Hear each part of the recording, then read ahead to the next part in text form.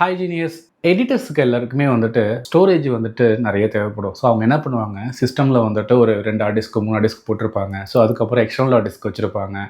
டேட்டாவை வந்துட்டு எங்கே ஸ்டோர் பண்ணுறதுனே தெரியாது. நீங்கள் 2 இல்லை, 4 இல்லை, 5 இல்லை, 10 இல்லை, 18 ஹார்ட் டிஸ்க் நீங்கள் அதில் போடலாம். ஸோ அந்த கேபினெட்டை பற்றி இப்போ நம்ம இந்த வீடியோவில் பார்த்துடலாம். தெர்மல்டெக்கில் அந்த மாடல் நம்பர் பார்த்தீங்கன்னா AX700TG. இந்த கேபினெட்டில் வந்துட்டு நீங்கள் 18 ஹார்ட் டிஸ்க் இன்சர்ட் பண்ண முடியும். ஸோ அந்த கேபினெட்டை தான் இப்போ நீங்கள் பார்த்துட்டு இருக்கீங்க.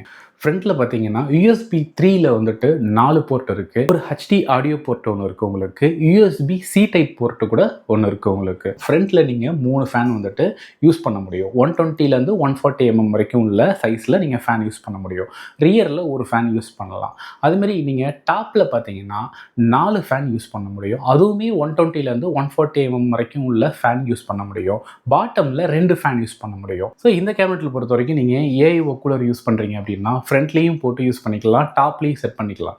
இதோட சைஸை பொறுத்த வரைக்கும் நீங்கள் 360லேருந்து 420 mm சைஸ் உள்ள ரேடியேட்டர் வரைக்கும் நீங்கள் இதில் யூஸ் பண்ண முடியும். மதர் போர்டு என்ன மதர் போர்டு இதில் யூஸ் பண்ணலாம்?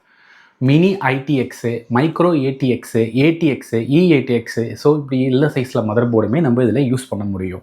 இந்த கேபினெட் உங்களுக்கு வேணும்னா கீழே டிஸ்கிரிப்ஷனில் டீட்டெயில் கொடுத்துருக்கேன். கால் பண்ணி உங்களோட பெஸ்ட் ப்ரைஸை கேளுங்க. தேங்க்யூ.